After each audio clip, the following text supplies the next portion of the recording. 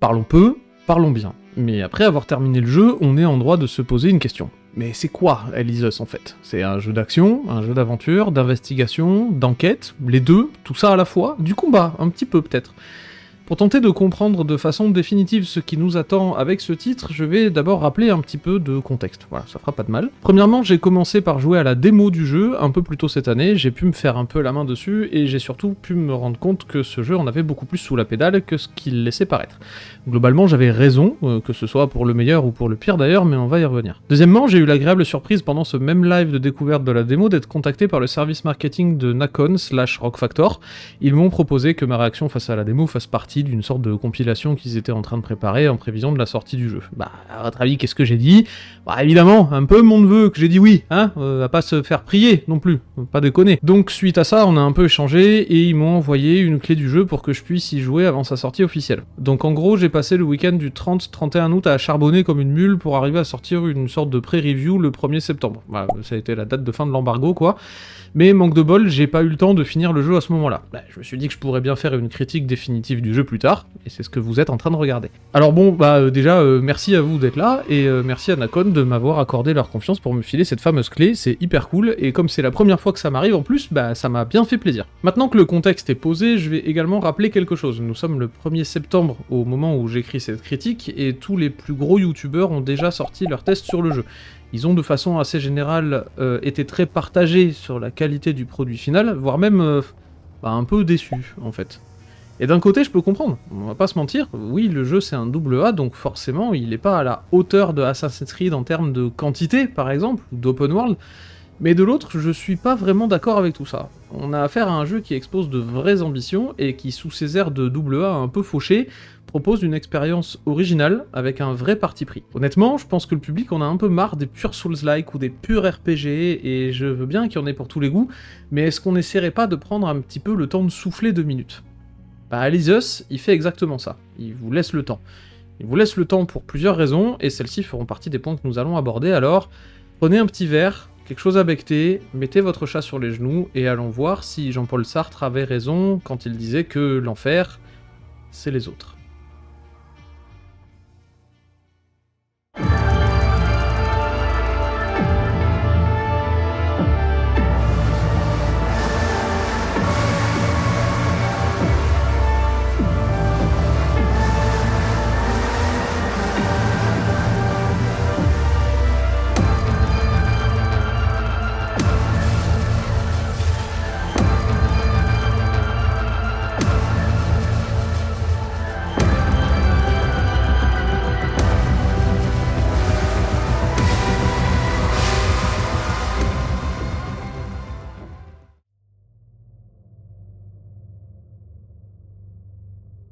Hell is Us se trouve à la croisée des chemins entre plusieurs types de jeux qui, a priori, auraient pas eu forcément de raison de se mélanger.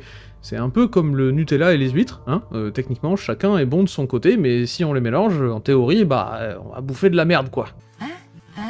Sauf que cette fois-ci, le Nutella et les huîtres, ça passe, et même plutôt bien, mais n'essayez pas ça chez vous quand même, hein, c'est vraiment dégueulasse. Les jeux d'enquête et d'investigation ont en général une sorte d'aspect jeu de piste qui se traduit bien évidemment dans Hell is Us de façon assez flagrante. La plupart des mystères que le jeu vous exposera seront présentés sous la forme d'une serrure et d'une clé, peu importe la forme que prendront ces serrures et ces clés d'ailleurs.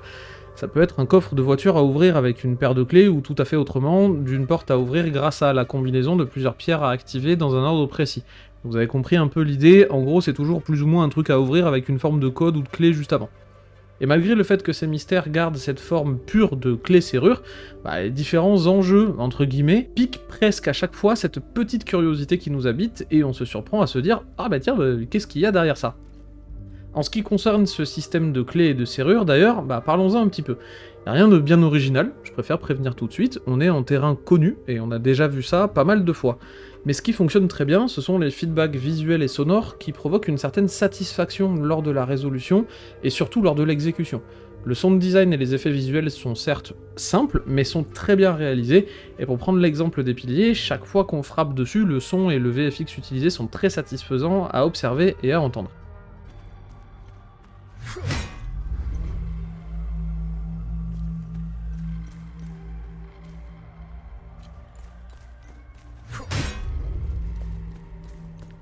D'autant plus que dans cet exemple précis, le fait de taper sur des piliers est justifié par un élément de lore et d'histoire.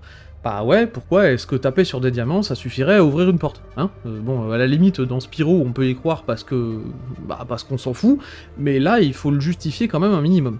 Bah c'est le cas, un dialogue avec un personnage nous indique que l'énergie limbique contenue dans nos armes, du même type, active ces piliers par résonance. Bah, c'est simple, mais ça fonctionne. Et qu'on y croit ou pas, bah ça reste cohérent avec l'univers. Les différents mystères que le jeu vous posera seront le plus souvent donnés grâce à un élément de décor avec lequel vous pourrez interagir, mais d'autres fois, bah pas du tout. Une voiture au bord d'un lac ou abandonnée quelque part aura son coffre en surbrillance, et si vous n'avez pas la bonne clé, vous ne pourrez pas l'ouvrir. Bien souvent, vous ne trouverez pas ces clés à proximité de la voiture en question, mais plusieurs heures de jeu plus tard, à l'endroit où le personnage conduisant le véhicule aura terminé son trajet.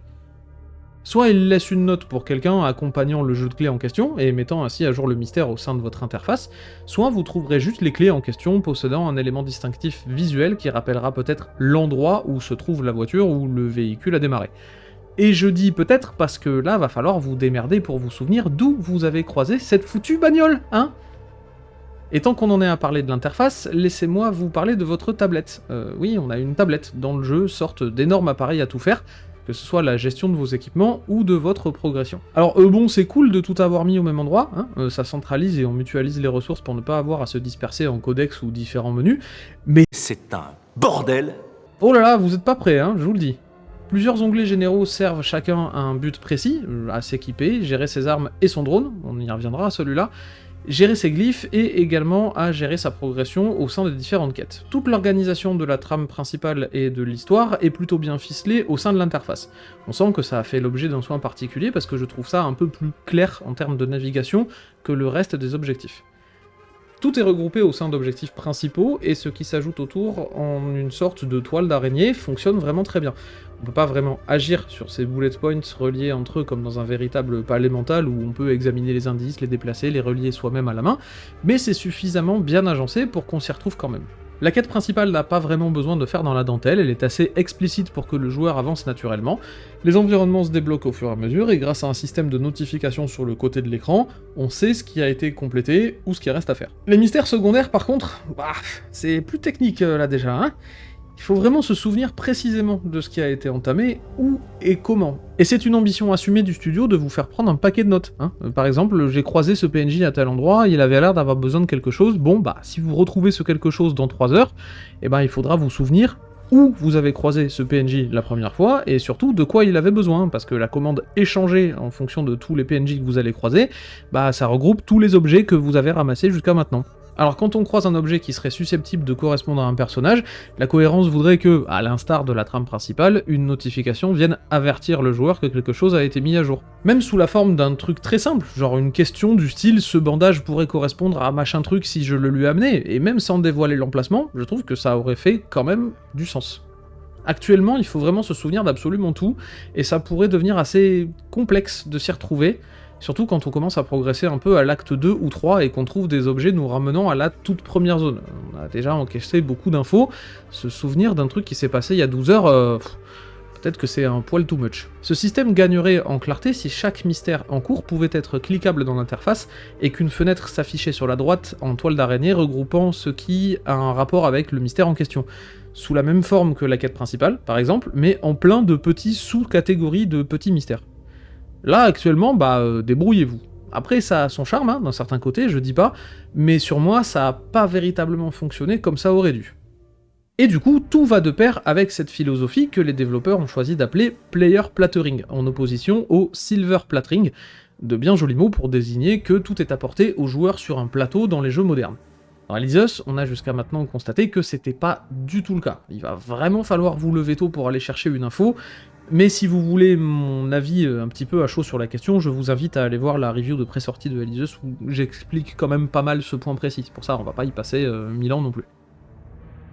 Le level design est également dans cette même ligne, je n'en parlerai pas particulièrement non plus car, je sais pas, il m'a pas particulièrement marqué. C'est un LD efficace, très académique, qui fait les choses bien et correctement, mais à aucun moment on se dit « Oh mais attends, on arrive là en fait ?» Après avoir exploré une zone, et le fameux message « Cette porte est fermée de l'autre côté » va très vite vous faire souffler du nez extrêmement fort. Les raccourcis c'est cool, mais faut pas en abuser.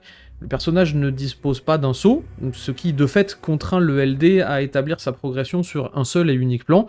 On peut effectivement rajouter des briques de verticalité avec les échelles, les ascenseurs, les échafaudages, etc. Mais on m'enlèvera pas de la tête qu'un personnage qui peut pas sauter en 2025 dans un TPS action-aventure, bah ça perd un peu en saveur quoi. À plusieurs reprises, je me suis dit « Eh, mais je peux sauter là en fait !» Et autoriser le joueur à faire ce genre d'action et de découverte impromptue participe au fait qu'il se sente un peu récompensé d'avoir voulu se montrer ingénieux.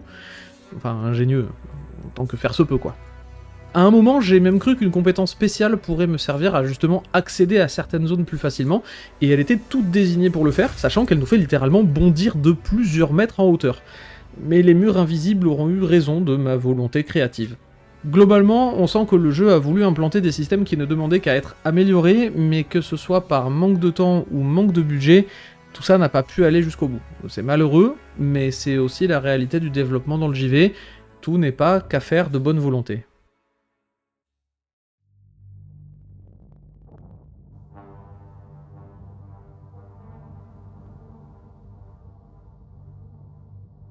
La citation qui titre cette partie nous vient de Jean-Paul Sartre, comme dit en introduction, et au-delà du fait qu'elle me sert à étaler ma science comme Du beurre qu'on aurait étiré sur une tartine trop grande. elle correspond plutôt bien à ce que le joueur va traverser. On va parler du système de combat maintenant, et cela ne reste qu'à mon avis, mais ce système est assez simple.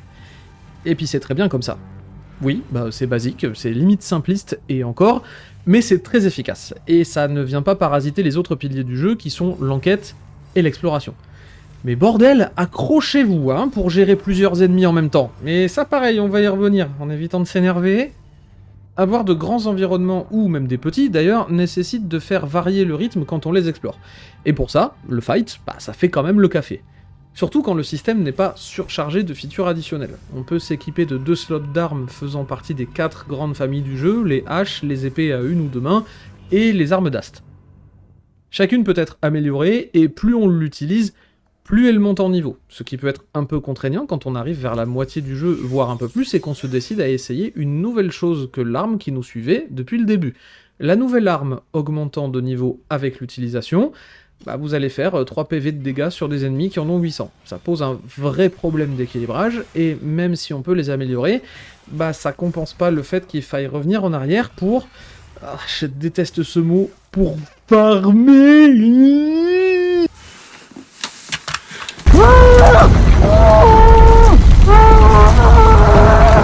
Concept de merde, ça aussi, le farm, tiens, faudra qu'on en parle un jour. Les armes peuvent être imprégnées de glyphes leur donnant des capacités offensives, défensives ou un peu des deux, et je dois admettre que qu'est-ce qui fait quoi, bah c'est pas super clair.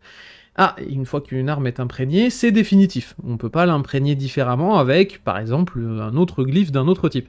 Si on prend en compte le point précédent sur l'équilibrage des armes et ce truc avec les glyphes, est-ce que vous voyez la boucle de gameplay négative qui se dessine là? Vous la voyez bien?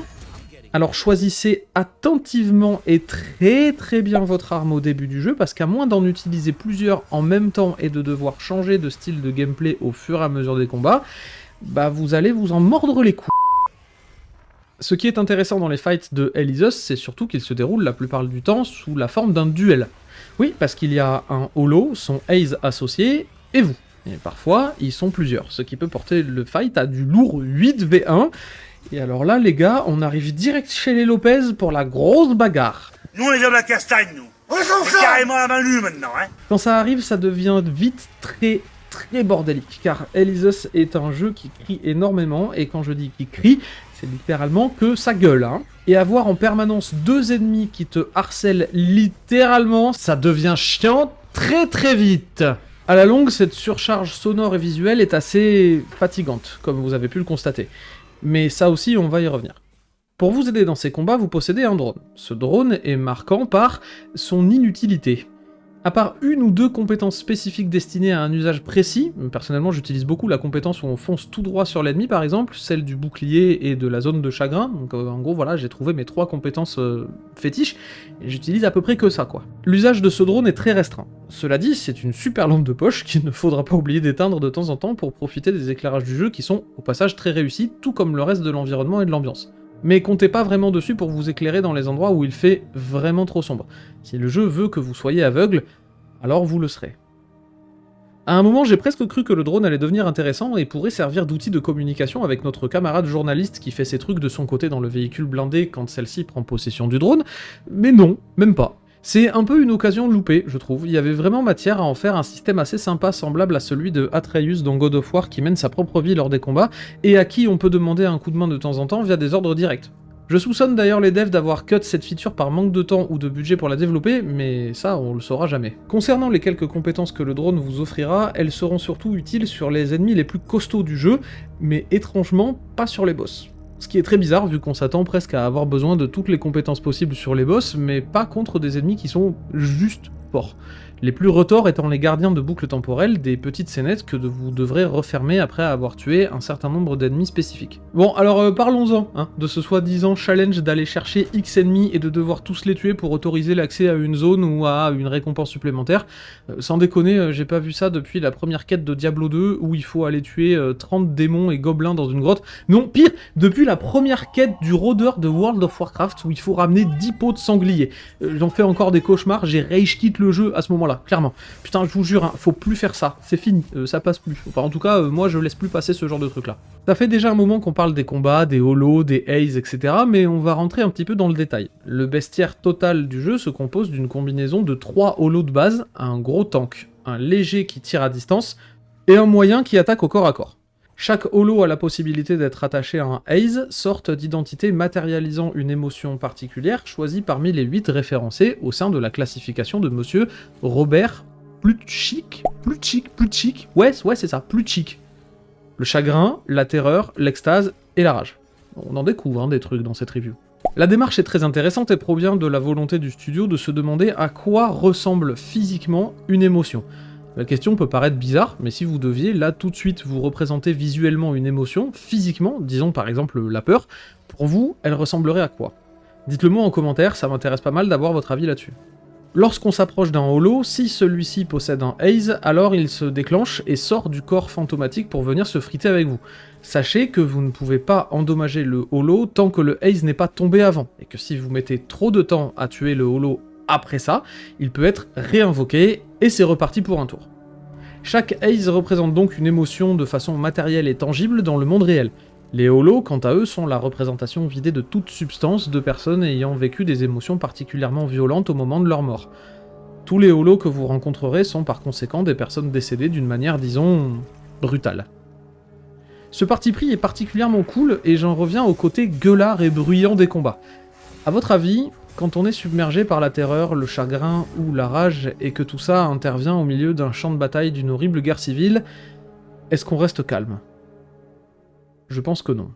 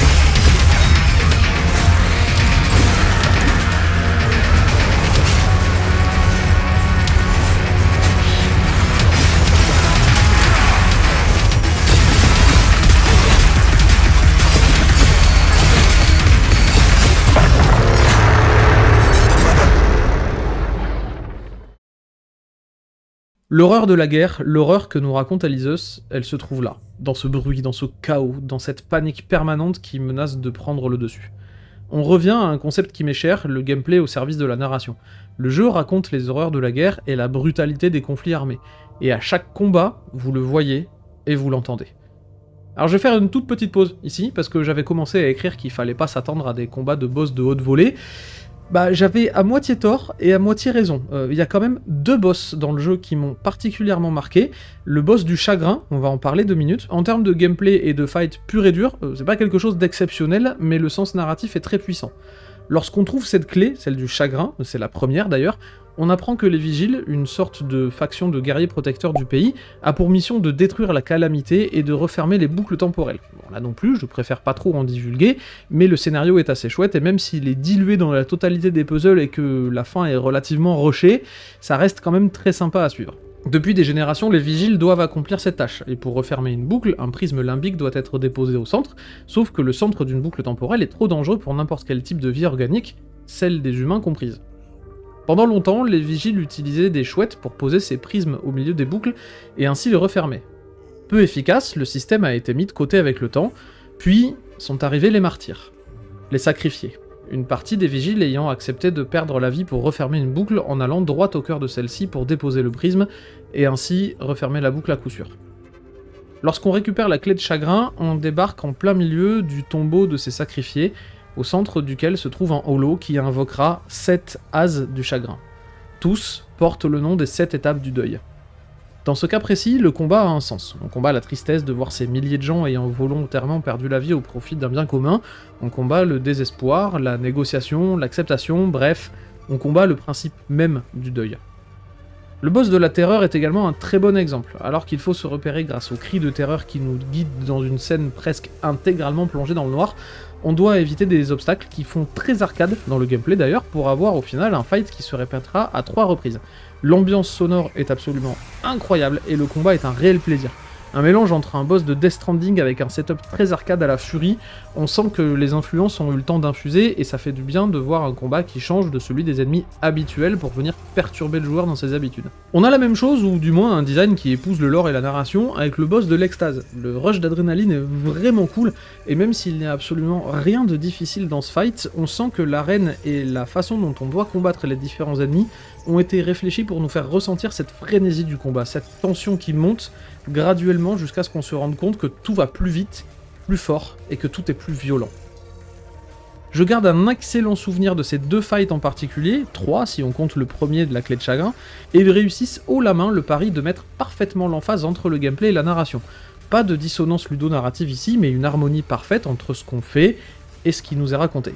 Et ça les gars, chapeau bas. Bon par contre les boss fights de merde à la fin du jeu autour de la grande boucle temporelle là, on en parle 2 secondes ou pas? Parce que c'est vraiment à chier hein. Là vraiment vous avez chié dans la colle les gars.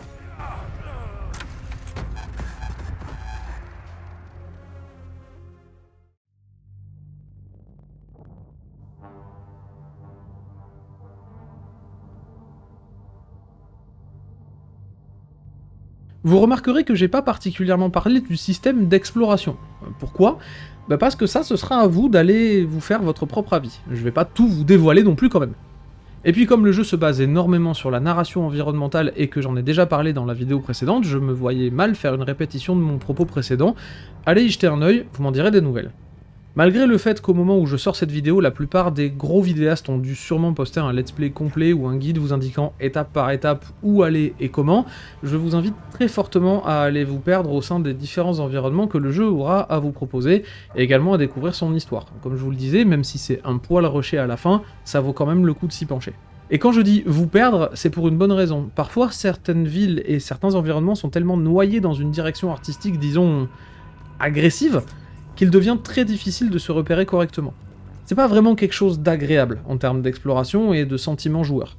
J'ai eu des phases où je tournais littéralement en rond pendant 1 heure en me demandant où aller, quoi faire et si j'avais eu la bonne information. En fait, j'avais juste loupé un couloir sur le côté, mais il était tellement noyé par tout le reste de l'environnement que je suis complètement passé à côté. Mais parfois, prenez le temps de lever les yeux au ciel et vous trouverez certainement la solution à cette orientation plutôt complexe. Et c'est encore une fois une volonté affichée du studio, de vous laisser vous débrouiller pour à peu près tout.